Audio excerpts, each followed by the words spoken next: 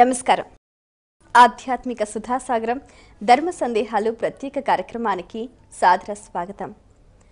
లంబోదరం విశాలాక్షం వందేహం గణనాయకం మహాగణపతి మనసా స్మరామి అంటూ వినాయక చవితి వచ్చిందంటే చాలు చిన్న పెద్ద కుటుంబ సమేతంగా అంతా కూడా ఎంతో ఆనందోత్సాహాలతో శక్తి మేర 9 రోజుల పాటు వైభవోపేతంగా ఆ లంబోదరుని ఆరాధించి తరిస్తూ ఉంటారు. ఈ నేపథ్యంలో గణపతి ఆరాధనలో వ్రతకల్పంలో ఎన్నో అంతరార్థాలు మరెన్నో విశిష్టతలు దాగి ఉన్నాయి. అయితే వాటిని తెలుసుకునే ప్రయత్నంలో ప్రేక్షకులకు కలిగిన సందేహాలను ఎంతో శ్రద్ధగా మన ఈ కార్యక్రమానికి ఉత్తరాల ద్వారా ఈమెయిల్స్ ద్వారా రాసి పంపిస్తున్నారు. వాటన్నిటికీ శాస్త్రీయ సమాధానాలు అందించడానికి మన ముందున్నారు ప్రముఖ ఆధ్యాత్మికవేత్త, రచయిత, సూక్తి సుధాకర, మీ అందరికీ సుపరిచితులైన డాక్టర్ అన్నదానం చిదంబర శాస్త్రి గారు. వారితో మాట్లాడి మరిన్ని విషయాలు వారి మాటలో తెలుసుకుందాం. ఈనాటి కార్యక్రమాన్ని ప్రారంభిద్దాం. నమస్కారం అండి. నమస్కారం అమ్మా. మొదటి ఉత్తరాన్ని చూద్దామండి. కరీంనగర్ నుంచి అరుంధతి రాస్తున్నారు. గణపతి సకల గణాలకు అధిపతి ఎలా అయ్యాడు తెలియజేయగలరు అంటూ రాస్తున్నారు. ముందుగా మన ప్రేక్షకులందరికీ కూడా గణపతి నవరాత్రి శుభాకాంక్షలు. గణపతి జననానికి ముందు గణాలు అనేకం ఉన్నాయి, కానీ వాటికి ఎవరు కూడా ఒక అధిపతినిగా ఏర్పాటు చేయటం జరగలేదు. ఏదైనా సరే ఒక సమూహానికి ఆధిపత్యం ఏర్పాటు చేయకపోయేటట్లయితే ఒక కంట్రోల్ ఉండాలి ప్రతిదానికి. మనం రాజ్యాంగాన్ని చూస్తున్నాం. వ్యవస్థలో రాష్ట్ర స్థాయికి రాష్ట్ర స్థాయి అధికారులు, కేంద్ర స్థాయికి కేంద్ర స్థాయి దేశ వ్యాప్తంగా దేశానికి మొత్తానికి అధికారులు, అట్లాగే జిల్లా స్థాయిలో మళ్ళీ జిల్లా పరిషత్తు దీనికి అధికారులు. ఎక్కడికక్కడ అధికార వ్యవస్థ యంత్రాంగం ఉండాలి. ఉంటే అది సక్రమంగా నడుస్తుంది, కానీ లేకపోతే వ్యవస్థ చిన్నాభిన్నమైపోతుంది. కాబట్టి ఈ గణాలు అనేటటువంటివి అనేక ఉన్నాయి. ప్రతిదీ గణాలే, ఒకటి కాక ఎక్కువ ఉన్నటువంటివన్నీ గణమే. దేవతాగణం, రాక్షస గణం, విప్రగణం, ఇట్లా గణ అనేటటువంటి శబ్దము ప్రతిదానికి, గంధర్వగణం, యక్షగణం, ఇలా ఈ గణాలన్నిటికీ కూడా ఏ గణానికి ఆ గణము దానికి అధిపతి ఉండొచ్చు, దాన్ని చూసుకునేవాడు ఉండొచ్చు, కానీ మొత్తం గణాలకి ఏకాధిపత్యం ఇవ్వాలి అనేటటువంటి ఆలోచన జరిగింది. అది ఎవరికి ఇవ్వాలి అనేటటువంటిది పరమేశ్వరుని యొక్క కొలువులో అందరూ ఉండంగా ఆ సందర్భంలో ఈ ప్రశ్న ఉత్పన్నమైంది. దేవతలు కోరారు, ఓ పరమేశ్వర, సమస్త గణములకు ఒక అధిపతిని ఏర్పాటు చేయాలని కోరుతున్నాము, కాబట్టి అటువంటి గణాధిపతిని నిర్ణయించండి అని అంటే, ఈ గణాధిపత్యాన్ని గురించి ఎవరికి వాళ్ళు ఆశిస్తూ ఉంటారు. దేవతలు కొందరు చెప్పారు, అయ్యా మీ కుమారుడైనటువంటి వినాయకుడికి ఇవ్వండి అని చెప్పి, కొందరు మీ కుమారుడికే ఇవ్వండి, షణ్ముఖునికి ఇవ్వండి అని చెప్పి, ఇలా ఎవరికి ఇవ్వాలి అనేటటువంటి ప్రశ్న వచ్చినప్పుడు పరమేశ్వరుడు ఒక నియమం ఏర్పాటు చేశాడు. ఎవరైతే మొత్తము ఈ భూమండలం మీద ఉన్నటువంటి తీర్థములన్నిటిలో స్నానం చేసి వచ్చి పవిత్రులై వస్తారో అటువంటి వాళ్ళకి ఈ గణాధిపత్యం, మామూలుగా ఒక సంస్కారం అభిషేకం చేయాలి అంటే గణాధిపతిగా అభిషేకం కాదు, రాజాభిషేకం కాదు, ఏ ఆధిపత్యానికి అభిషేకం చేయాలన్నా కూడా ఆ జలాన్ని తీసుకొచ్చి అభిషేకం చేస్తారు. అలా కాక ఈ గణాధిపతి యొక్క అర్హత వీళ్ళే వెళ్ళి మొత్తం సమస్త తీర్థాల్లో ఆ అభిషేకాన్ని పొంది వస్తే వాళ్ళకి అర్హతగా ప్రకటించారు. కుమారస్వామి ఆయనకి నెమలి వాహనము, రంజన వెళ్ళిపోయాడు నెమలి మీద. గణపతి అలా పరుగెత్తలేడు. ఆయన వాహనము ఎలుక, అది అంత సమర్థవంతమైంది కాదు. కాబట్టి ఏమి చేయటానికి తోచక, ఆయన బుద్ధిశక్తి గలవాడు కాబట్టి ఆయన శక్తుల్లో బుద్ధి కూడా ఒకటి. ఆయన వెంటనే పార్వతీ పరమేశ్వరులకి నమస్కారం చేసి, ప్రదక్షిణం చేసి నమస్కారం చేసి, అయ్యా జననీ జనకులైనటువంటి మీకు, అందులో ఈ లోకాలన్నీ కూడా మీ అందే ఉన్నాయి, అటువంటి మీకు నమస్కారం చేయటం అనేటటువంటిదే సమస్త తీర్థములందు కృంకులిడినటువంటి ఫలితాన్ని ఇస్తుంది అని అంటారు. కాబట్టి నాకు ఆ అనుగ్రహాన్ని చేకూర్చవలసింది అని అంటే పరమేశ్వరుడు అలాగే అనుగ్రహించాడు. కుమారస్వామి ఎక్కడికి వెళితే అక్కడ ఈ వినాయకుడు స్నానం చేసి వస్తున్నట్లుగా దర్శనమైంది. కాబట్టి ఇక్కడికి వచ్చి వాదులాడే పనే లేదు. అన్ని చోట్ల కూడా తనకంటే ముందే తన అన్న ఆ తీర్థాల్లో స్నానం చేసినట్లుగా కనపడటం వల్ల వస్తూనే అన్నగారికే ఈ పదవి ఇవ్వండి అని చెప్పి ఆయన కూడా అంగీకరించాడు. అందువల్ల ఆ గణపతికి ఆయన ఆధిపత్యం, వినాయకుడికి గణాధిపత్యం ఇవ్వటం జరిగింది. జ్ఞానార్థవాచకో గశ్చ నశ్చ నిర్వాణవాచక అని చెప్పి ఆ గణశబ్దానికి జ్ఞానము మోక్షము రెండు అర్థాలు కూడా ఉన్నాయి. అలా ఈ గణశబ్దము గణపతి అనేటటువంటి దానికి గణములకు అధిపతి అని, అట్లాగే జ్ఞానము మోక్షములకు రెంటికి అధిపతి అనేటటువంటి అర్థం కూడా ఈ గణపతిలో ఉన్నది. అలా ఆయనకి వినాయకుడికి గణాధిపత్యం వచ్చి మనకి అన్ని విధాలా కూడా సమస్త గణములకు అధిపతిగా ఆయన ఉండటం వల్ల మనము ఆయన్ని భజించేటట్లయితే సమస్త గణముల యొక్క అనుగ్రహాన్ని మనం పొందటానికి కూడా ఆ విధంగా కారణమవుతుంది. అటువంటి గణపతికి మనము నమస్కారం చేసుకుందాం. మరి ఉత్తరం చూద్దామండి. ఉపేంద్ర హైదరాబాద్ నుంచి రాస్తున్నారు. భారీ కాయుడైన వినాయకుడు ఎలుకను వాహనంగా ఎంచుకోవటంలో అంతరార్థం ఏంటి తెలియజేయగలరు అంటూ రాస్తున్నారు. నవరసాలకి రసాధిపత్యం ఇచ్చారండి శాస్త్రవేత్తలు. నవరసాలకి ఆధిపత్యం ఇచ్చారు. అలా ఆధిపత్యం ఇచ్చేటటువంటి విషయంలో గణపతికి హాస్యరసాధిపత్యం ఇచ్చారు. అంటే హాస్యరసమునకు అధిపతి అయినటువంటి ఆయన్ని చూస్తేనే మనకి ఆనంద నవ్వు వస్తుంది. ఆ రకమైనటువంటి ప్రవృత్తి ఆయనకి సంబంధించినటువంటి అన్ని విషయాల్లో చూస్తాం. మామూలుగా ఆధేయ భావం ఉన్నదే, ఆధారాధేయ భావం అంటే ఆధారం కింద ఉంటుంది, ఆధేయం దానిపైన ఉంటుంది. ఆధారం అంటే ఇప్పుడు నేను కూర్చున్నటువంటి పీఠము ఆధారం, నేను ఆధేయం. పీఠం పెద్దదిగా ఉండి ఆధేయం చిన్నదిగా ఉంటుంది, సహజం. చేతిలో ఉసిరికాయ పెట్టుకున్నామంటే కరతలామలకం, చేయి పెద్దది ఆధారము, ఉసిరికాయ ఆధేయం చిన్నది. అట్లా ఈ భూమి సమస్తమునకు ఆధారము, ఈ భూమి మీద ఉన్నటువంటివన్నీ ఆధేయాలే. అట్లా ఆధారం పెద్దదిగా ఉంటుంది, ఆధేయం చిన్నదిగా ఉంటుంది, ఇది సహజం. కానీ గణపతి దగ్గరకు వచ్చేటప్పటికి ఆధేయం చిన్నది, ఆధారం పెద్దది. ఏనుగు, ఎలుక మీద ఏనుగు ఎక్కటం అన్నమాట. ఆయన గజాననుడు, ఆయన ఏమో ఏనుగు, కిందేమో ఎలుక. ఇది మనకి చూడటానికే విచిత్రంగా ఉంటుంది. కానీ మూషికాసురుడు, వాడు అసురుడు. ఆ అసురులకి వాళ్ళకి కామరూపం ఉంటుంది. వాళ్ళు ఎప్పుడు ఎలాంటి రూపం కావాలనుకుంటే అలాంటి రూపం పొందగలుగుతారు. అందువల్ల మూషికాసురుడు కూడా ఎంత రూపం కావాలనుకుంటే, మహద్రూపం కావాలనుకుంటే మహద్రూపం పొందగలడు. ఆయనకి వాహనం అయినంత మాత్రాన ఎలుకగా మన దృష్టిలో ఉన్నటువంటి ఎలుకని మనం చూసుకోవలసిన అవసరం లేదు. ఆయనకి వాహనమైనటువంటి మూషికాసురుడు ఆయనకి ఎంతటి వాహనంగా ఆయన తయారు కావాలో అంతటి వాహనంగా తయారు కాగలడు ఆయన. ఆ మూషికాసురుడు దేవి యొక్క శాపం వల్ల వాడు ఆ పరమేశ్వరి దగ్గర ఉన్నటువంటి బంగారు పాత్రలో ఉన్న అమృతాన్ని వాడు ఎలుక రూపంలో వెళ్ళి తాగాడు. వాడెవరో కాదు, యక్ష రాజైనటువంటి కుబేరుని యొక్క కుమారుడే, అనింజుడు అని చెప్పి వాడి పేరు. ఓ మాట మణిద్వీపానికి వెళ్ళాడు కుబేరుడు తన కుమారుణ్ణి తీసుకుని. ఆ మణిద్వీపంలో అమ్మవారి సన్నిధిలో ఉన్నటువంటి ఆ బంగారు పాత్ర, దానిలో ఉన్న అమృతము, దాన్ని పానం చేసేటట్లయితే వాళ్ళు త్రిలోక పూజ్యులు అవుతారని, అట్లాగే వాళ్ళు చిరంజీవిత్వం వస్తుందని ఇవన్నీ చెప్పాడు కుబేరుడు. అమాంతం వీడు ఒక ఎలుక రూపాన్ని పొంది వెళ్ళి దాన్ని తాగాడు. అందువల్ల అమ్మవారికి కోపం వచ్చి, దొంగలాగా వచ్చి నువ్వు ఎలుకల రూపంలో తాగావు కాబట్టి నువ్వు రాక్షసుడు అయిపోతావు అని చెప్పించింది. వాడే మూషికాసురుడై వచ్చాడు. ఆ మూషికాసురుణ్ణి గణపతి జయించాడు. 9 రోజులు యుద్ధం జరిగింది. నవరాత్రులు, గణపతి నవరాత్రులు అంటే రాక్షస బలము రాత్రులలో ఉంటుంది కాబట్టి, రాత్రుల యందు రాక్షసులకు బలం. రాక్షసులు తామస ప్రవృత్తి గలవాడు. తమస్సు అంటే చీకటి. చీకటి ఎప్పుడు ఉంటుంది? రాత్రి ఉంటుంది. కాబట్టి ఈ రాక్షసుల్ని అంతం చేసేటటువంటి సమయాలు కాబట్టి అవి రాత్రులు అవుతాయి.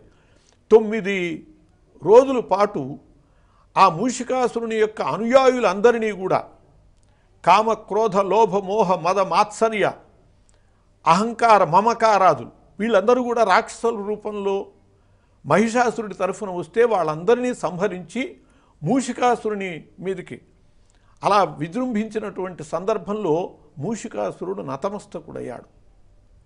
అటువంటి ఆ మూషికాసురుడు ఆయనకి వాహనంగా ఉండిపోయాడు. వాడికి మరి ఆ అమృతం తాగటం వల్ల త్రైలోక్య పూజ్యత ఉండాలి కదా.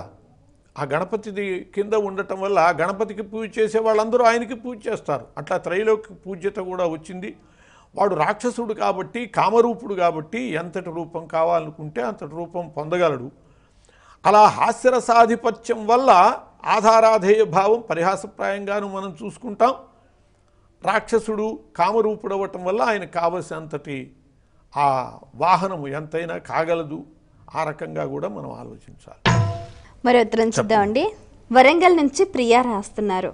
వినాయక వ్రతకల్పంలో పసుపు గణపతి ఆరాధన విశిష్టత ఏమిటి తెలియజేయగలరు అంటూ రాస్తున్నారు. పసుపు గణపతిని మహాగణపతి అని అంటారు, క్షిప్ర గణపతి అంటారు. క్షిప్ర గణపతి అంటే తొందరగా కరిగిపోయేటటువంటి వాడు. క్షిప్రం అంటే వేగం, వెంటనే అని చెప్పి. పసుపు ముద్ద అలా నీళ్లలో పెడితే కరిగిపోతుంది. ఆయన్నే అలా క్షిప్ర గణపతి అని కూడా అంటూ ఉంటారు. గణపతికి సిద్ధి అనేటటువంటి ఒక శక్తి ఉన్నది. అందువల్ల మనము ఏ కార్యము తలపెట్టినా కూడా ఆ కార్యం సిద్ధించాలనే కదా తలపెట్టేది. మనం ఏది తలపెట్టినా కూడా అది పూర్తి కావాలి. గృహం ఆరంభం చేశాం, ఇల్లు మొదలుపెట్టామంటే మధ్యలో ఆగిపోవాలని కోరుకోం మనం. పూర్తి కావాలి అంటే గృహ సిద్ధి, అది పూర్తి అవటం అనేటటువంటిది. ప్రతి దాంట్లో వివాహం ఆరంభించాం, అది పూర్తి కావాలి, సిద్ధించాలి. సంకల్పించిన ప్రతి సంకల్పము సిద్ధించాలి అని కోరుకుంటాం. కాబట్టి సిద్ధించాలి అంటే ఆ సిద్ధి అనేటటువంటి శక్తి ఎవరి దగ్గర ఉన్నది? గణపతి దగ్గర ఉన్నది. గణపతి యొక్క శక్తి సిద్ధి అనేది. కాబట్టి మనము తలపెట్టినటువంటి కార్యము సిద్ధించాలి అంటే తప్పకుండా ఆ సిద్ధి అనే శక్తి కలిగినటువంటి గణపతిని పూజించాలి. అందువల్లనే ఆదౌ పూజ్యో గణాధిప అని చెబుతారు. ప్రతి కార్యానికి కూడా తొలి పూజలు అందుకునేటటువంటి వాడు ఆదౌ పూజ్య, మొట్టమొదట పూజింపదగినటువంటి వాడు గణపతి అవుతాడు. ఏ కార్యం తలపెట్టినా కూడా మనం ముందు విఘ్నేశ్వర పూజ, పుణ్యవాచనము అని చెప్పి క్రమం చెబుతూ ఉంటాం.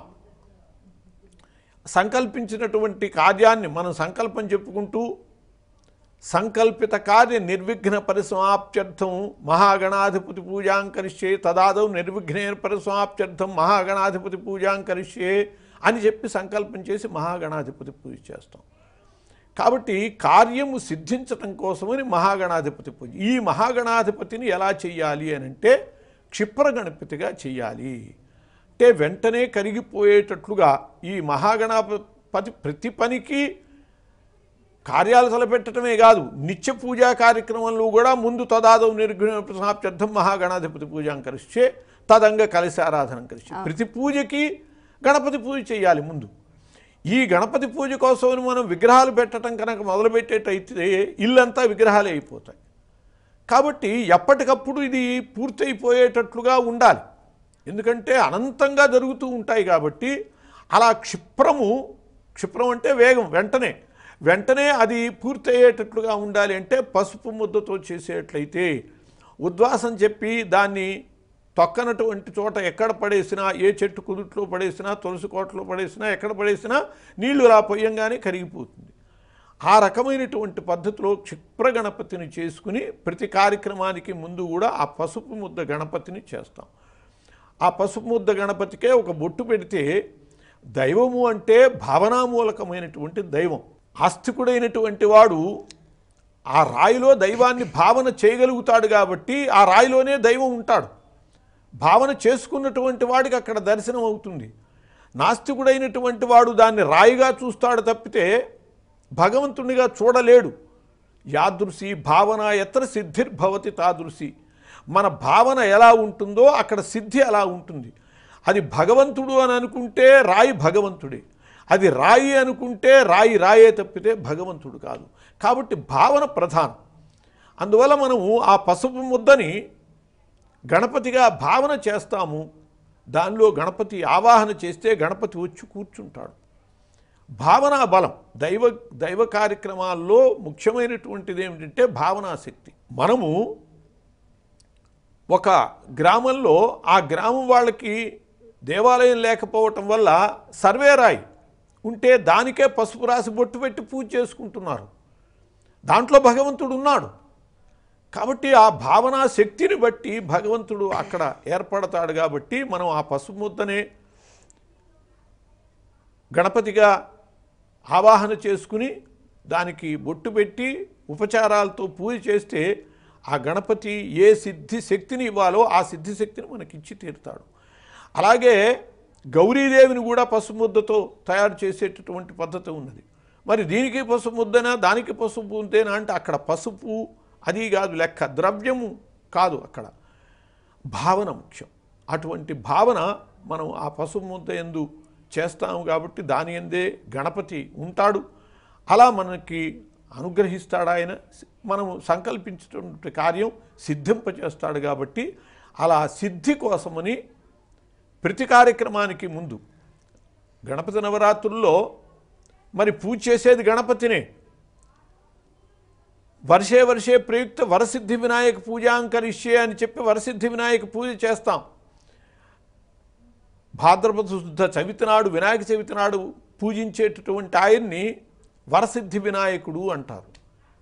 కానీ ఈయన పూజకి ముందు కూడా తదాదౌ నిర్విఘ్నేం ప్రసమాప్త్యర్థం మహాగణాధిపతి పూజాంకరిష్యే, ఈ గణపతి పూజకి ముందు కూడా మహాగణాధిపతి పూజ చేస్తాం. పసుపు ముద్ద చేసి అక్కడ ఆయన పూజ చేసి తీరుతాం. అట్లా ప్రతి కార్యానికి ముందు గణపతిని పూజించాలి. కాబట్టి అనేక పర్యాయాలు రోజు పూజించేసేటటువంటి ఆ గణపతిని క్షిప్ర గణపతిగా మనం చేయాలి. కాబట్టి పసుపు ముద్దగా చేసుకుని దానికి మనం పూజ చేసి దానికి ఉద్వాసం చెప్పి నీళ్లలో కలిపేసేయటం ద్వారా మనకి అది వెంటనే ఇబ్బంది లేకుండా పోతుంది. లేకపోతే ఇల్లంతా కూడా ఊరంతా కూడా గణపతి బొమ్మలే అయిపోతాయి. మరి ఉత్తరం చూద్దామండి. సృజన హైదరాబాద్ నుంచి రాస్తున్నారు. కొన్ని ప్రాంతాల వారికి గణపతి విగ్రహాన్ని పెట్టి పూజించే అలవాటు లేదంటారు, నిజమేనా? తెలియజేయగలరు అంటూ రాస్తున్నారు. ఈ అలవాటు లేదు అనేటటువంటిది మంచి వాటి విషయంలో అసలు అనకూడదు.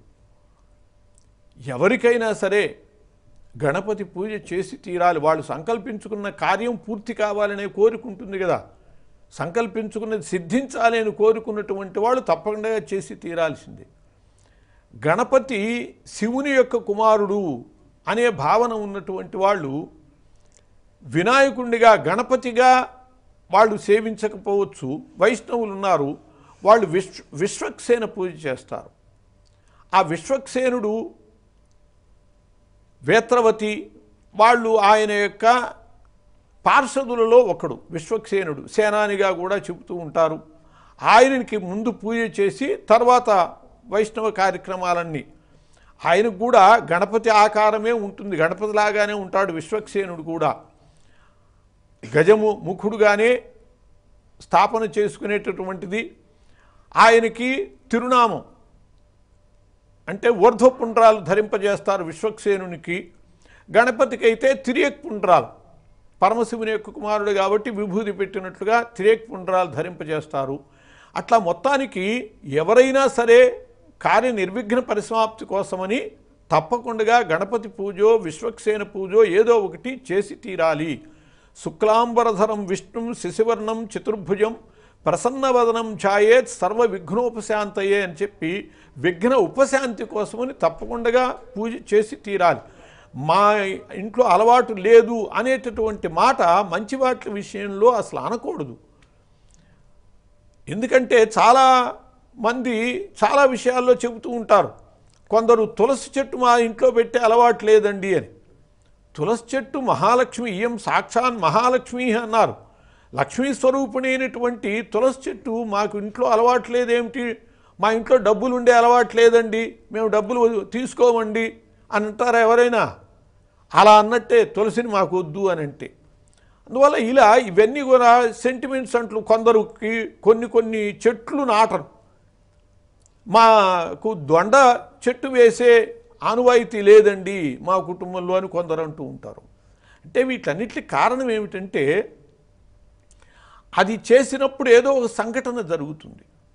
ఆ దొండ చెట్టు పెట్టారు, దానివల్ల ఎవరో వాళ్ళ కుటుంబంలో పోయారు అనుకోండి, దానివల్ల ఇక ఆ దొండ చెట్టు పీకేసేయండి, అది తెచ్చిన వేళ ఎట్లాంటిదో అది అసలు పనికిరాదు తీసేయండి అని ఇక తర్వాత ఎవరు పెట్టరు.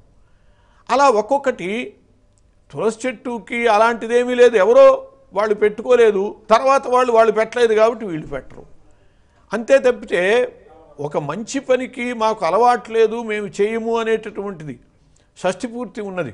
షష్ఠిపూర్తి శాంతి కలాపం, అదేం వేడుక కాదు.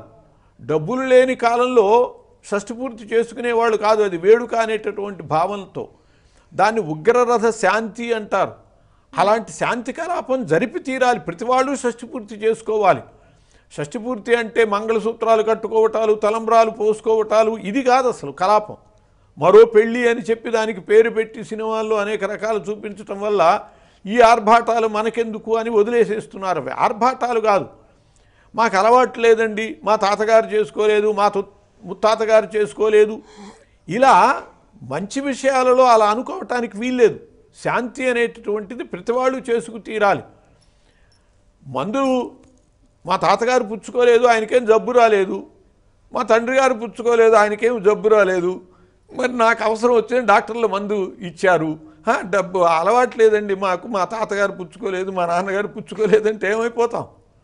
కాబట్టి ఈ మంచి వాటి విషయంలో మాకు అలవాటు లేదు, మా ఇంట్లో లేదు అనేటటువంటిది అనకూడదు. ఇలాంటివి చాలా విషయాలు ఉన్నాయి, ఎందుకో చెబుతూ ఉంటారు అట్లా.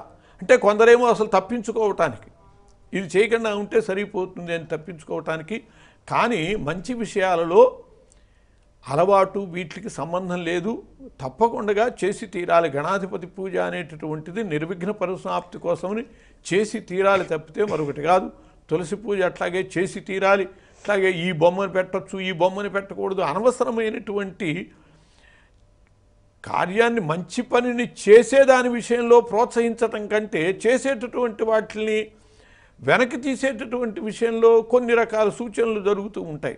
అవేవి కూడా పరిగణించుకోకుండా మంచి పనులు వేనికైనా సరే వాటికి పైవాళ్ళు చేశారా చేయలేదా అని కాదు, కొన్నిట్లకేవో చెబుతూ ఉంటారు, దానికన్నిట్లు కూడా కారణం అదే.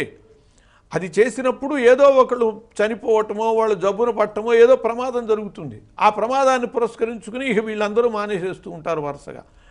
అది ఏదో కాకతాళీయంగా జరిగింది. ఆ కాకతాళీయం అంటే ఏమిటి?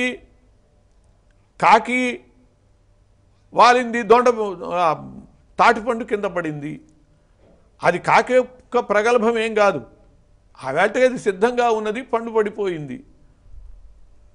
అలాగే కాకతాళీయంగా జరిగేటటువంటి వాటిని అది ఒక సంప్రదాయం కింద మాకు ఇంటా వంట లేదని ఇలా అనుకుని మానేసేయటం కంటే తరతరాలుగా మనం వాటిని తీసుకువెళ్ళవలసి ఉంది. మహర్షులైనటువంటి వాళ్ళు మనకు అందించిందెందుకు, మన తరం దాకా పెద్దలు తీసుకొచ్చింది, మన తర్వాత తరాలకు కూడా వాటిని తీసుకువెళ్ళాలి.